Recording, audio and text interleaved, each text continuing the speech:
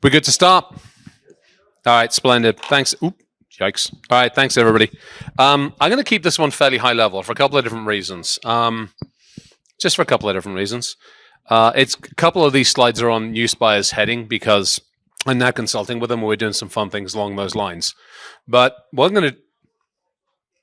Hang on, somebody's outside. I got complete ADHD moment when somebody's talking outside. What we've done is I've kind of wanted to keep it at a fairly high level about what's going on and what we need to think about, only because I'm kind of getting fed up to the back teeth, probably like some of us in this area, of running into the burning buildings on too regular an occasion, only to find out that the people sitting in the burning buildings are looking through the A to Z or on the internet, Googling who can help me with an incident. How many of you run into those occasions? Yeah, exactly. So the logic for putting these slides together was to actually give a more of a leadership management overview of this. Two reasons. One, because I am happy to share these slides. In other words, I will send them to everybody so you can nail them to the foreheads of the people that say, oh, we don't need to worry about it. And secondly, because hopefully it's done in a fairly simple English language that we can all relate to. Now, one simple slide about me. I realized the last CypherCon I went to was 2016. We were over in the hotel somewhere down that other neck of the woods, and it was a long freaking time ago. I turned up to this one. It's huge. So huge kudos to everybody in the community here for making the success. So thank you. Now, as you will probably... How many of you are familiar with NIST's cybersecurity framework, including the incident response? Okay, you'll recognize some of these. You won't recognize the pictures that go with it because this is me going crazy. Preparation. Let's be very honest on this one. Your lack of preparation is not my emergency, and this is a challenge we have in the industry because we are seeing so many breaches and we are seeing so many issues. We don't have enough time to respond effectively to everything. So the problem then occurs is, one, oh, hello, yes, I know you're having an incident. Do you have a retainer with us? And if you don't, the chances are you go to the back of the freaking queue, or you then have to start calling everybody else on the list. So from a standpoint of when to prepare for an incident, at the time of said incident, when building is burning, is not the right time. So this is the first one. This is the whole preparation thing. It's one of those things that drives me nuts. And we've got some examples at the back of this. The preparation doesn't take much fucking effort. How many of you are in leadership positions within your organization? All right. For me, and I'm hoping everybody else is the same in here, the preparation isn't just the CISO or the leader of the security standing up going, hey, we're going to do something about this. It's collaboration. These are the soft skills. This is where we stand up as social engineers and go, all right, so the folks in finance I need to convince, well, they're numbers people, so I'm going to come up to them with very short bullet points. The crew over in engineering, they like their stories and they like to sit down over a cup of tea or a cup of coffee. You know what? I'm going to dedicate a half a day to sit down there and gas with them and get them on my side. And you work your way through the management leadership to get everybody on board to the idea that when the place burns down, we actually have a plan. Now, in the British military, this was, I think the US military has this as well, because I've come from the other side of the colonies where, you all buggered off a few hundred years ago. I'm using the English version. The 7 Ps. Proper prior planning prevents piss poor performance. How many of you come out of military that recognize that? Not many. Okay, the rest of you take a fucking screenshot of it. Again, it will be on the slides.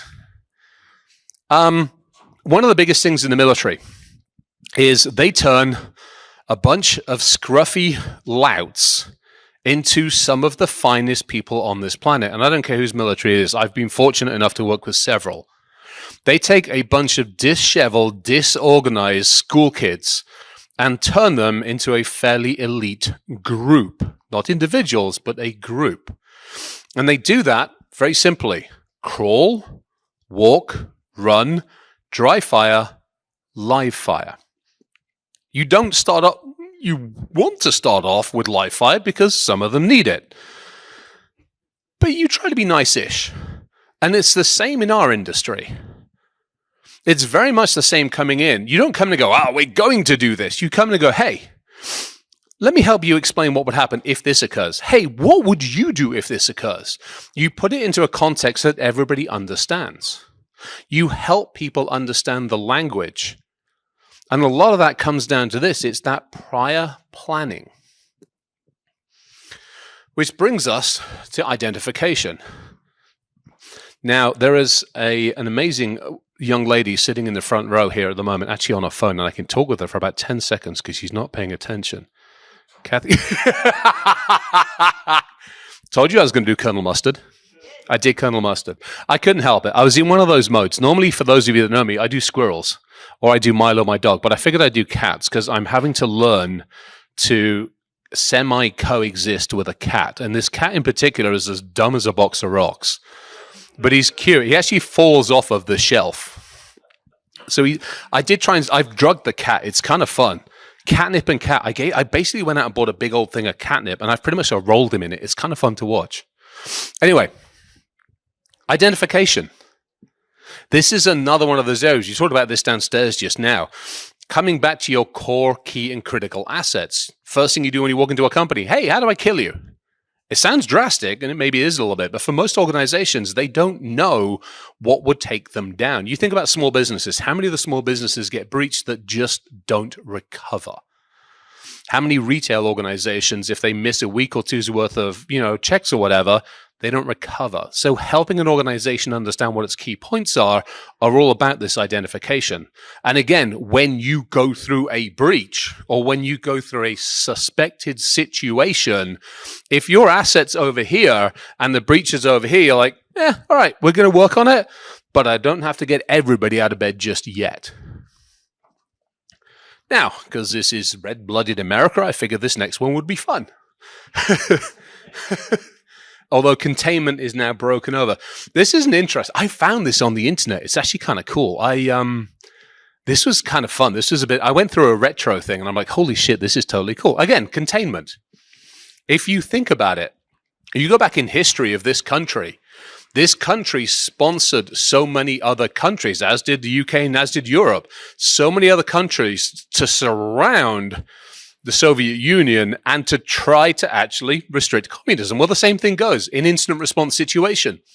If somebody's breaking into your cloud, how have you tested containment of that? If somebody's taken out a bunch of your terrestrial stuff, your manufacturing plant, how quickly can you react to contain that environment? One of the first ones and one of the fun ones is like, hey, how many of you have actually got a segmented network? And people are like, well, we're working on it. Yeah, no shit. I mean, seriously. VLANing's been around for what? 20, 30s, a long time. Probably older than my CCIE for crying out loud. But this is one of those things as well. The ability to swiftly implement containment. Again, we went through it at Boom. Perfect example. I had somebody, bless their cotton socks, they didn't just click on something. They actually went out to the internet. So when I was at Boom, we were obviously building airplanes. Somebody needed to know some diagrams. So they went out to a website that advertised they had these diagrams. The domain ended in .ru. Yeah. Our system didn't catch it. Tech system didn't catch an outbound RU connection. When they downloaded the files that had all the information they wanted, our system went ballistic. We were able to do containment within about 30 seconds. Because we had good endpoint, because we had a third party looking after it. Ironically, the same third party I'm now hanging out with. We had the ability to go, okay, we know this environment, we know who it is, kill the switch, kill this, now we got it contained. We went back to our AD, we did everything we needed to because we trained and we tested it. But so many organizations don't do that. Simple question for those of you. How many of you have gone through the old networking days or even the old PCI days when we used to play the game Follow the Packet? Remember that? Or follow the credit card. That's a useful thing to do.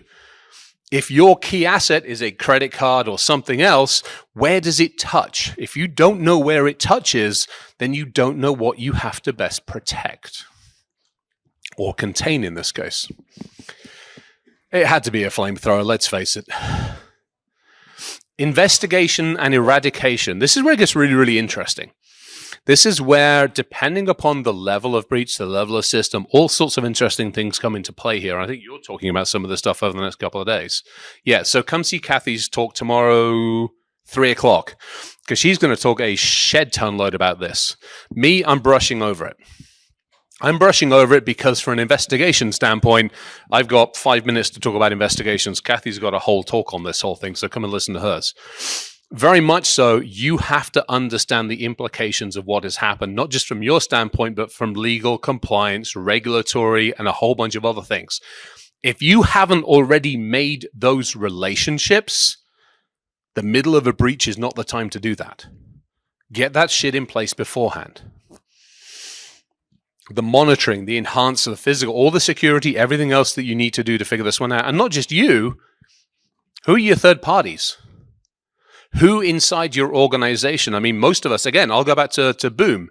Boom doesn't build airplanes. What Boom does is it gets a whole bunch of suppliers together, several thousand, and goes, hey, we're going to build an airplane, and you're giving me stuff. And in return, I'm giving you data, I'm giving you this, and you're giving me access. I need to understand that entire environment effectively and which vendors are playing in those spaces. Because if I have to contain, I have to investigate, I have to eradicate, I need to know who the hell I got to call. If I don't have that detailed, I'd be screwed. Who recognizes the screen shot? I had to do it. If for those of you that don't recognize, oh crap, man, I totally spaced. What the hell is it?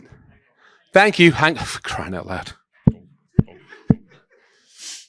This is me on 2 hours of sleep and no gin and tonic. Recovery. How many of you are old school enough to remember backups, tape backups? What the fuck happened? Do we get exactly? Oh no, we've been ransomware. Click, recover. Fixed. Next. What the fuck did we do? Really? This shit isn't that fucking hard. Oh, we're going to put it on the cloud and use the same password, you dingbats. Good gods. I mean, seriously. Oh, we couldn't recover. I mean, 20, 30 years? I remember dealing with this shit when I was back in freaking the middle of nowhere dealing with backups. Tape backups, LT1s, 2s, and 3s. Again, identify your critical asset. LT5, is that where they are at now? Bloody hell, I think I remember. Holy smoke. Again, this isn't that hard to do. Or if it is too hard to do because you've got a lot of data, again, I'll use the aviation stuff. Every single time planes do all sorts of stupid shits, we're pulling off terabytes worth of data. Great, you know what? Pull that terabyte worth of data off and bugger off and put it in a cold freezer or a dark storage. You'll pay cents on the gigabyte, and believe me, you'll be happy about it. This is simple stuff. We haven't had to reinvent things to do this. Learning. Anybody recognize that individual? Begins with F. Does an entire lecture series. Yes, exactly. Feynman. If you haven't read the lecture series, I would highly recommend beg, borrow, steal a copy of the lecture series and read it. It is absolutely freaking amazing. And for those of you that are looking at the future of our industry as far as artificial and augmented intelligence goes and the mathematics behind quantum physics, that particular individual will see you a very, very clear path. So let's talk about learning. Documentation. It isn't just a case of sitting there going, woo, we got off with that one. It is a case of sitting there and going, what went right and what went wrong in a no blame environment. We all make mistakes. Been there, done it. But you need to be in a safe space to be able to allow people to say, hey, I could have, I should have, I didn't, and learn from it. And then put the policies, controls, processes, and training in place so that doesn't happen quite as easily the next time round. Again, document lessons learned is a huge one because, again, from a legal and compliance and regulatory standpoint, you might be called upon to know about it. So you better make sure you do it from part one. One of the best things I've ever seen is when we've turned up to do incident response, there is typically somebody on the team who is there to do nothing more than document. Exactly. That's their job because the rest of us are going down more rabbit holes than we care to admit. And we like rabbit holes. We do it when we do pen testing. How many of you, when you go pen testing, squirrel? No. Ooh, that's cool. No. 3 hours later, you're sitting in a target. It isn't the one you should have gone after, but it was fun. And you enjoyed it, and you made all sorts of fucking lights blink. Bugger this one. This isn't any fun. It's the same thing on incident response. Well, we think the adversary went through these sets of logs. You spend 6 hours building your own fucking gret scripts to go through this thing. Meanwhile, shit's gone on over here with Fred on his computer system and everybody forgot about him. So we need to be more effective at how we document things and how we learn from them. This is the one we tend to forget. I couldn't help it. Let's face it, if you fail and you try and you fail again, bury the evidence and blame somebody else. Retesting. We forget to do that too often.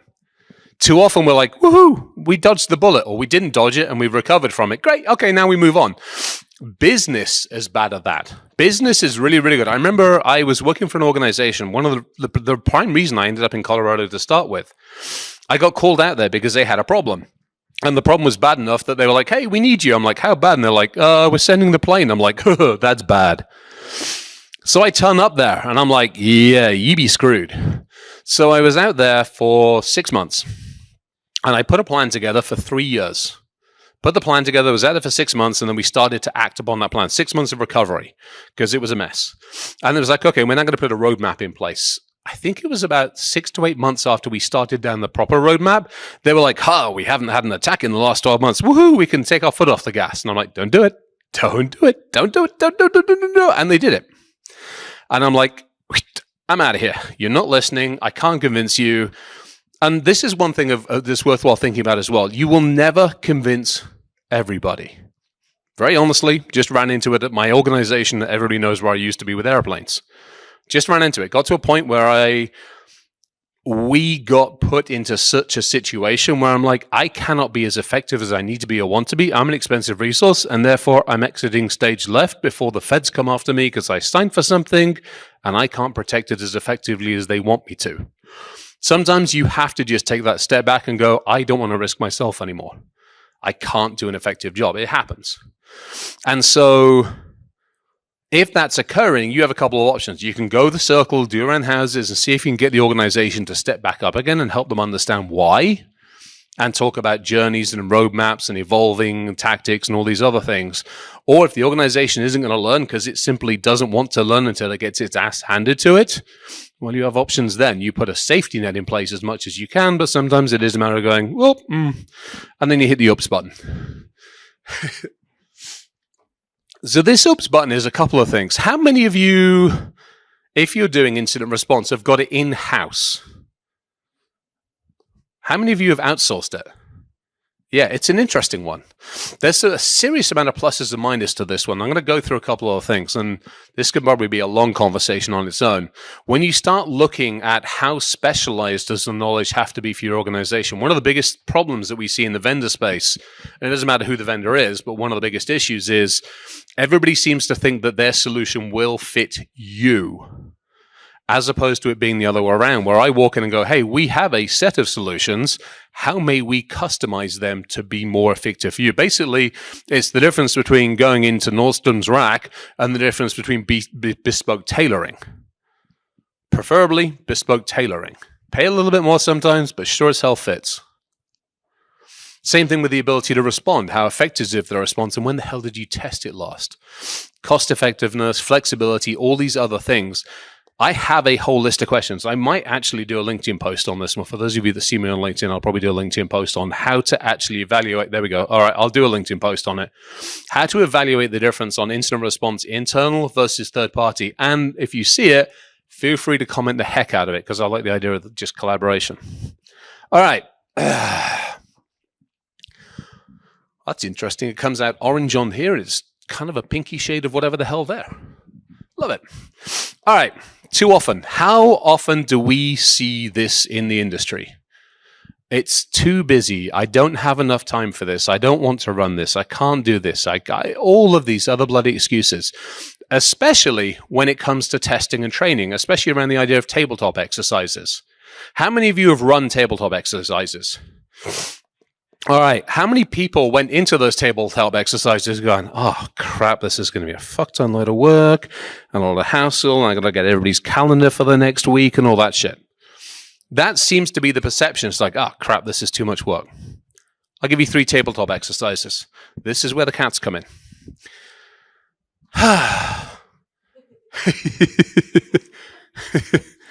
All right.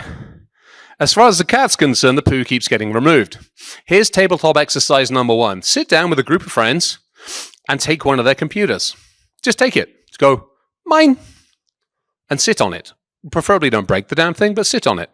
Don't give it back to them. What are they going to do? Who do they report it to? Is it encrypted? What data is on it? What's the reporting structure? How does it get removed? How does it get discovered? How will it be recovered? Is that data unique on that system? Is it backed up on the cloud? There is an entire list of shit that you can ask just by sitting around a coffee table stealing one person's computer. Welcome to tabletop exercise number 1. And you can scale that up or down as much as you want. I actually did it with somebody. There was an incident in another one of the colonies. I think it was Australia. Somebody literally walked in one night with a clipboard and walked out with a mainframe. Yeah. Imagine walking in the following day. Hey, our stuff's not working. It's probably just a connection. You walk in and the fucking thing's gone. Okay, that's poo to the extreme. But do that. Walk in and go, hey, mainframe's down. What are you going to do? I don't know. Well, figure that shit out, because it's got payroll. It's got this. It's got this. It's got this. Where's it backed up? How's the recovery? Da-da-da-da-da. That's a simple tabletop exercise. Now, let me give you example number 2. I occasionally get a desire to kill people. In our industry, it's a fairly regular occurrence, let's be honest. Now, unfortunately, leaving a dead body in a boardroom or a meeting room is unfortunately not something that you're allowed to do. However, in a tabletop exercise, you can kill people off. It's fun. You get people around a table. Let's just get the head architect. Let's get a couple of the network folks. Let's get one of the C people. And just kill somebody off. What are you going to do? Do they have unique passwords? Are they in a shared environment? What data is on their machine? Do they hold the spreadsheet with all the passwords on it? Are they the only person that knows about A, B, C, D, and E? Do they have all the knowledge from the last 20 years? Find the person with the red fucking stapler. Okay? Kill them off. They've got tribal knowledge. And then what do you do to recover? Example number 2. You can do that over a cup of coffee. Example number 3. I found this on the internet. Ukrainian kitty. Yeah. Imagine facing this as you walk into the office on Monday morning. The office is no longer there. It's gone. Bye-bye. Have a nice day. No more office. Apart from maybe a quick celebratory drink or 3, or the ability to go back to sleep for an extra hour or 2, what doth one do? How doth one react? Where do all the peoples go? We just went through this several years ago. It's called COVID. And then we basically, half the people got sent back to the office and the other half the people didn't. But it's interesting because we seem to have forgotten some of those lessons. So again, take the step back and go, hey, office is gone. What do we do? Where's our data? Where's our connection? How do we do this? Who's got the phone numbers? Who's got the architecture? Where's the cloud connection? Where's the internet provider connection? Who are the 16 damn vendors that we need to deal with, et cetera, et cetera, et cetera? Easy, quick, simple tabletops. They don't have to be complicated. You don't have to have measles injections and red teams and blue teams and gold teams and white teams and yellow teams and all the other fucking teams. You can just kill somebody off, blow up a building, and steal poo. All right. I think, damn, we did this in time. All right, I got time for a couple of questions. Because this was the last slide, which was going to be bugger off. But Newspire kind of said, look, be nice. I'm like, all right, now bugger off, please. All right, I got time for a couple of questions. I kept it fairly high level. Hopefully, again, take the sodding slides. I am happy to give them. Take the video recording. It's got the crosses. You know where to aim people. Take the slides. Give them to people. Ask, yeah, go for it. Questions? Yeah. Yep. I think the most common thing I see is lack of communication. Lack of communication and lack of collaboration. How many do we have in here from security? Internal as well, yeah, internal. How many from networking team? Do you all talk with each other? Good. I talk to the voices in my head. I get some amazing, amazing disagreements going on. All too often in our industry, I see, and I've seen it for too many years, it's getting better. The DevSecOps, how many of you remember DevSecOps? Well, remember, it's still going. Okay? What is DevSecOps in one word? No, it's not bullshit. It's collaboration. We had to invent another fucking word for collaboration because we couldn't put up with that word. I'm like, really? I walked into a company not that long ago. I sat into a company and it was, I was sitting with the security team, and the security team were like, well, yeah, we're doing this, this, and this. And I'm like, great, how's that working? Like, well, the network team don't like us because they're doing this, this, and this. I'm like, okay, have anybody talked to them? Well, no, they don't want to talk with us. Motherfuckers, go out to Dunkin' Donuts, get 5 gallons of coffee, pick up a dozen donuts, walk into their meeting room, sit down and go, I'm sorry. Can we help? A little bit of humility, collaboration, cooperation, coordination. It's the soft skills. The biggest thing we're missing is we've got all the tech. Nobody needs to go buy any more shit out there. Seriously, take the money you have, go put it in a fucking piggy bank. Yeah. And buy donuts. Yeah, exactly. Buy more donuts. We don't need to buy any more tech. What have I got? No more minutes?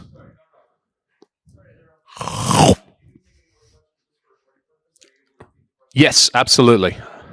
No, I kind of halved it-ish. Yeah, no problem. Yeah, we're almost there.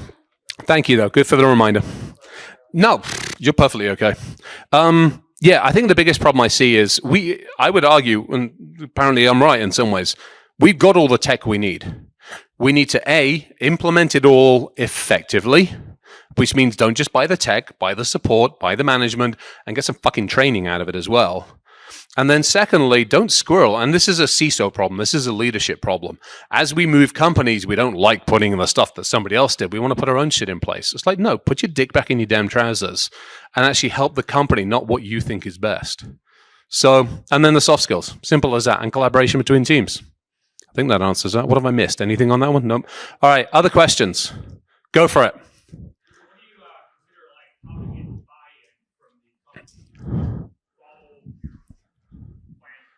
That's a good question. I mean, so, okay, how do we get buy-in? How many of you have done social engineering, either informally or formally? All right, those of you that have not put your hand up, go study it. Go study humans, because you get buy-in by not walking into the room on your own. If I walk into the leadership's office on my own, I might get somebody's attention. But if I sit down for a cup of coffee with Chief Legal Counsel and say, hey, you know what? I've got a risk register that I want to take a run through with you and get your thoughts on this, please. And they go like, holy shit. I'm like, okay, I'm glad we're both on the same page. How about we go have a conversation with Chief Finance because of this, this, and this? And Finance goes, holy crap. And even if Finance doesn't go, holy crap, I get Chief of Engineering or I get somebody else. And then the 3 or 4 of us sit down at a table with the people that are maybe not so on the perm and go, hey, here's what we think. Here's how we would like to apply the difference. You basically get out there and you do it on the grassroots too. I wandered into more freaking techie team meetings than I care to deal with. I used to stand up in front of the entire company once a month and just do a 5 minutes CISO corner on what's going on the industry. I had Jar Jar Binks slides for crying out loud. It's just crazy shit that you demystify security. And you get away from security. We're not in the business of security. Our job is all about safety. As humans, we understand safety. If I'm keeping you safe in the real world, I'm keeping you safe in the digital world. If I explain to you that the iPhone that you have not only has all the best secrets, but has the ability to kill somebody from half the way around the world, then I can help you understand that and relate to that in the human sphere. So it's all about relating it to the people that are around you. Partly it's just winning them over, and partly it's just grassroots. Rarely will I ever walk in and go, hey, in our industry, we've seen 2,500 breaches. Your ass is next. Because it might not be. It might be 2 years before their ass gets handed to them. It's that whole cry wolf thing. So for me, it's always leading through assistance and through helping and through guidance and through, honestly, not just being the only one carrying the message. It takes time. Did that help at all? Cool. All right, other questions. I need to get off stage because there's somebody coming up on stage. Who's up next? Are they here? Rebecca, are you here? All right, they're not here. All right, any other questions before we bugger off? All right, love you guys. Thank you very much. Stay safe.